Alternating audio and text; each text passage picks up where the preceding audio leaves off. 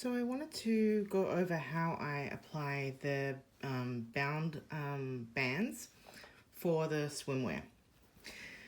So I have my swim bottoms here, and these are the leg bands. I have them right here. I have serged the short ends of the leg bands together to create a loop, and I'm going to put it right sides together with the leg opening in my swimwear. So this process is the same for all of the openings in the Muna and Broad swimsuit. So I'm just pinning it on. There is no ease for the leg bands. Now you can serge this on or overlock it on for sure. I think it's better to use a domestic machine for this, and that is because you have way more control. You have control over putting the band on, and you also have better control over how much you're going to stretch the elastic. But, you know, if you are a die-hard serger lover, you just want to use it as much as possible, then that's fine too. So I'm just pinning it on, right sides together, along that top edge.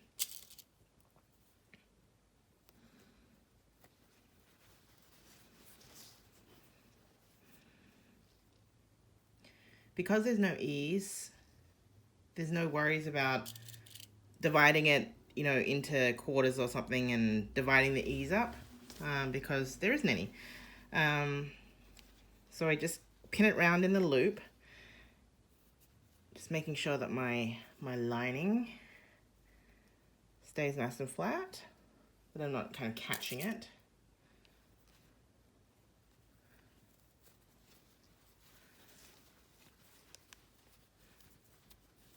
The last bit here.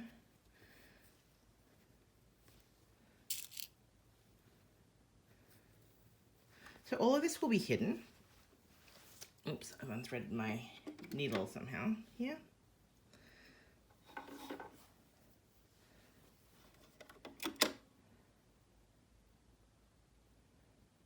Oops, okay, I'll turn you off and I'll be back. Okay, so I have it under my presser foot ready to go. I have this set on a wide zigzag, so that's a stitch width of 5 and a stitch length of about 2.5. At this point, I'm essentially just attaching the bands onto the opening.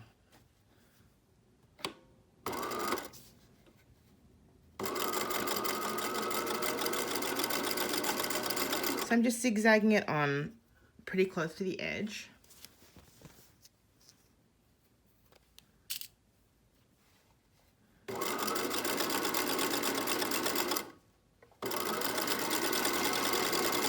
So I'm just, on my presser foot, I'm just running this inside edge here along the edge of the fabrics, just to keep it close.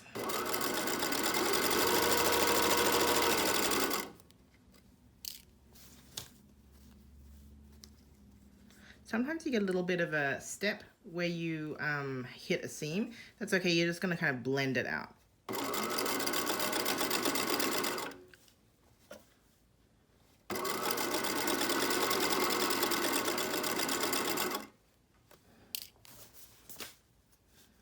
So I'm just holding it nice and flat.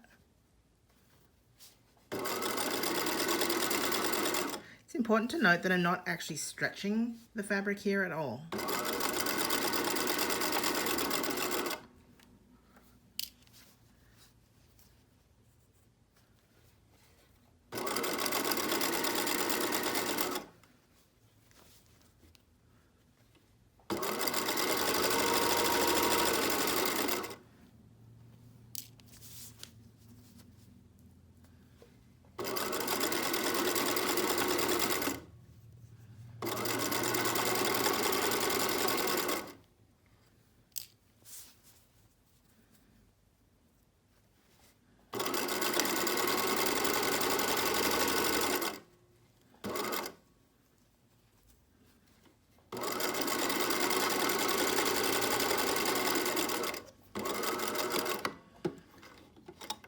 Okay, so I wanted to show you all on my domestic machine, just to show you that you don't need a cuff stitch, you don't need a serger to come out with really nice swimwear.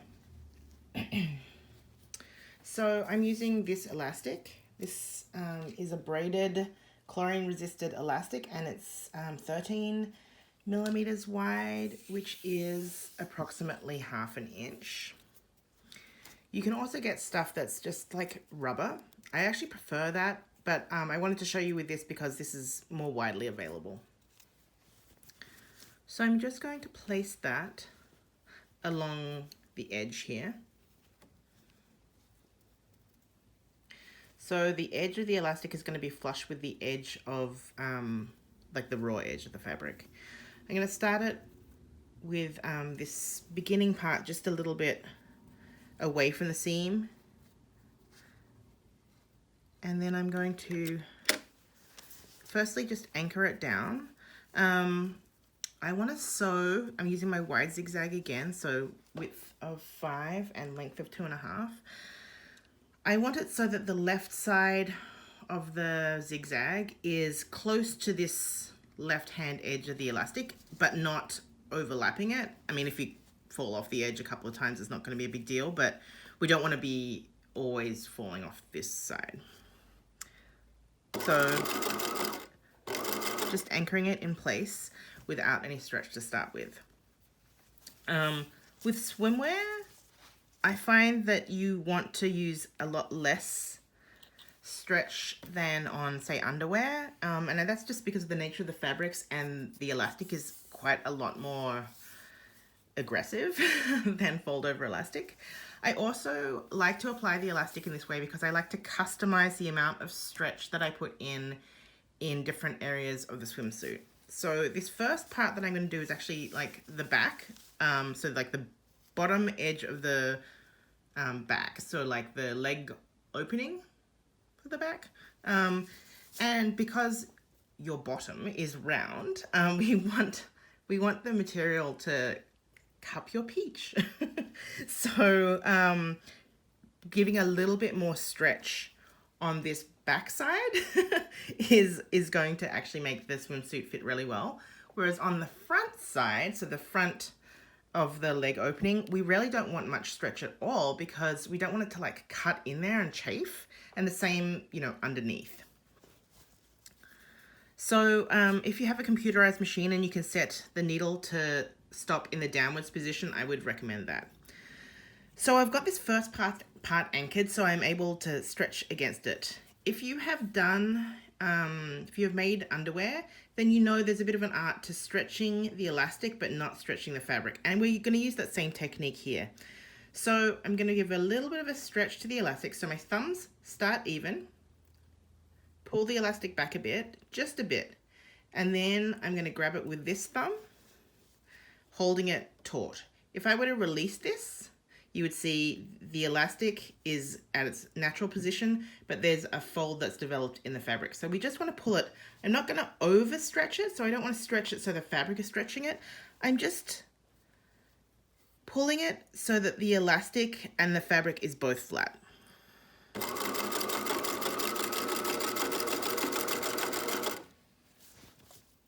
Okay, so we're getting to that curve of the bottom.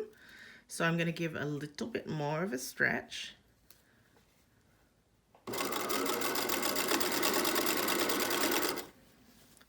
I'm not talking a lot, just a bit.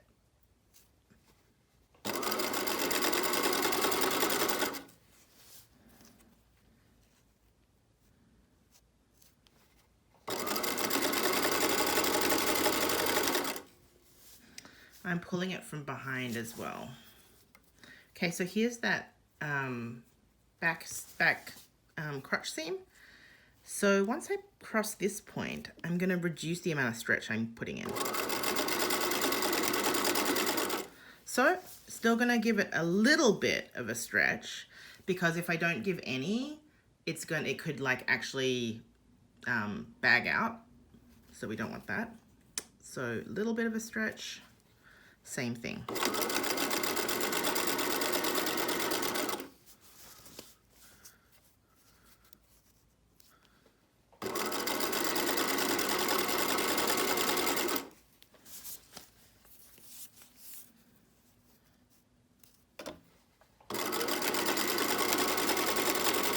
Coming around to the front now.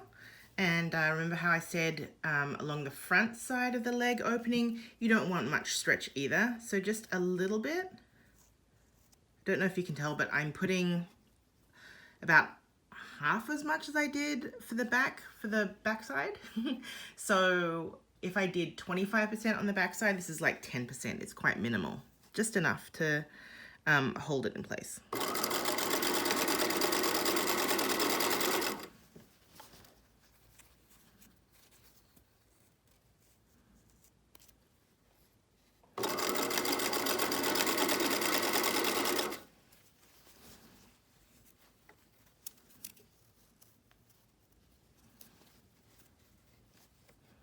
You can see I've gone off track a little bit there. That's not a big deal.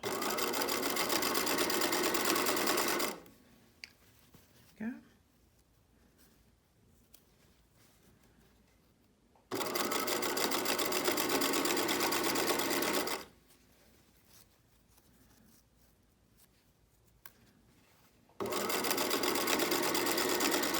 Just doing small sections at a time. You can see I'm coming around to this part here, the overlap point. So not much stretch at all at this point, and I'm going to sew over. Just going to overlap it by just a small amount.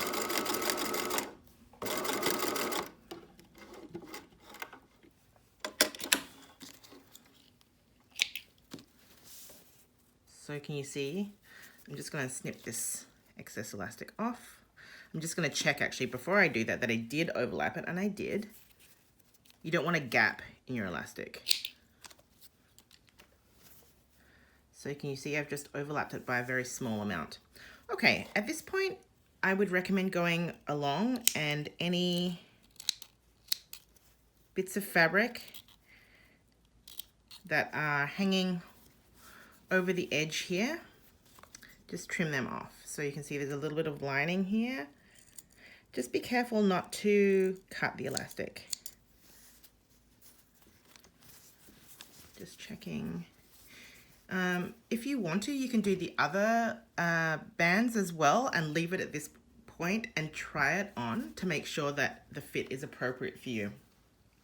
At this point, it's pretty easy to take the elastic off and reapply it. Maybe you need to put more stretch in or less stretch. If you need to unpick, take your unpicker and just slide it. You can slide it under like quite a few of those threads at the same time and then just break them. And then you would start a few more along and just do that. You can actually do it quite fast just by kind of gliding along there. And you can even reuse the elastic as long as you don't need it longer, I suppose.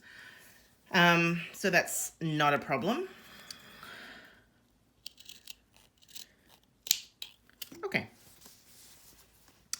So I'm making this for someone else, so I'm not going to try it on. So the next step is to fold the binding over. Now remember that this is a binding, it's not a folded in edge. So on some swim finishes, you would sew the elastic on and then you would tuck it under, but we're not going to do that. We're going to leave this open and we're just going to take that binding only, flip it up and then over. So this is the back side and this is the front side. The back side, okay, so if I show you from the wrong side, see the elastic is still flipped to the right side, pull that binding up and flip that binding over. Okay, so I'm getting ready to sew. I'm going to use that wide zigzag again. At this point, you could use a cover stitch machine if you have one. You could use a double needle. A double needle finish looks like very professional. And double needles can be a bit of a drag, like you can get tunneling and stuff underneath. I don't find that's too much of an issue on this swim finish, and that is because there's so much thickness here. When the elastic's quite rigid, it doesn't tunnel up, like scrunch up like this. So that's good. And that gives it an extremely professional looking finish. But I just want to show you what it looks like with a zigzag. here's one I did earlier. I think it looks lovely. So I'm just going to do the zigzag. So here I go. I'm going to keep the elastic flat, remember, without tucking it over. Pull the binding up and over. I'm going to pop it under my press foot. Now, this is pretty thick, but that's okay. You could pin it if you wanted to at this point, but I don't think it's really necessary. I'm going to run the center line of my zigzag down about the center of the binding, and I'm just going to eyeball it. You can see here there's some puckers, and that's because I put some stretch in the elastic. The first thing I'm going to do is, just like before, I'm just going to anchor this bit, and it's going to require a bit of manhandling back and forth, I think, because it's quite thick over this seam point. Here we go. So I'm taking that binding over the top, and I'm just going to pull it. I would even hazard, I'm not even really stretching it. I'm just pulling it gently till those puckers flatten out, you see? So that's with it relaxed. That's just the barest bit of stretch. Okay, I'm holding the binding so it's flipped under and everything else is flat, and I'm pulling from behind. And I'm running that center marking of my presser foot down the center of the binding.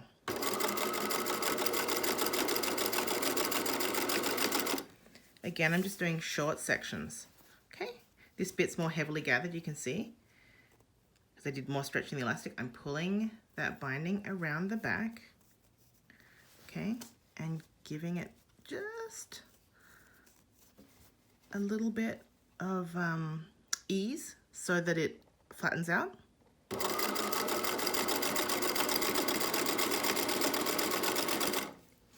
Okay.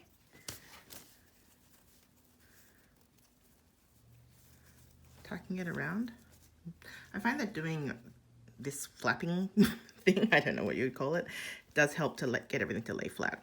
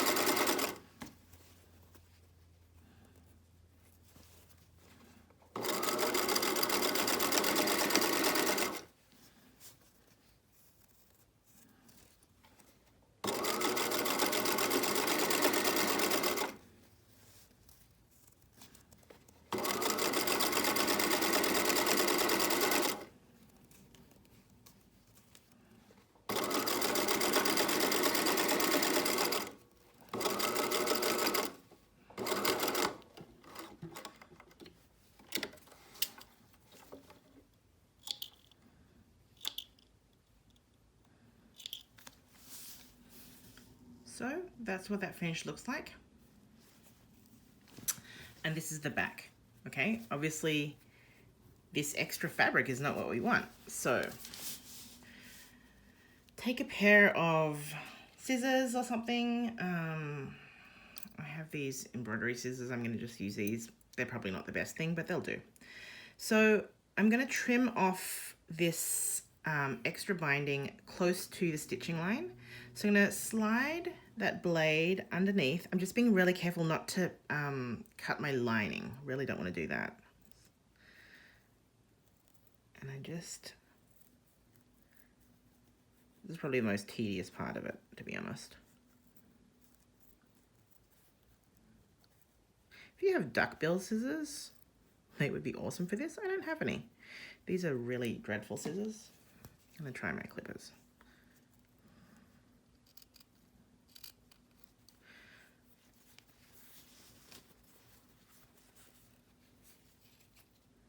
Just being really careful as I go along, just not to cut anything but that binding. Okay. I'm gonna do a little bit more so I can just show you what it looks like.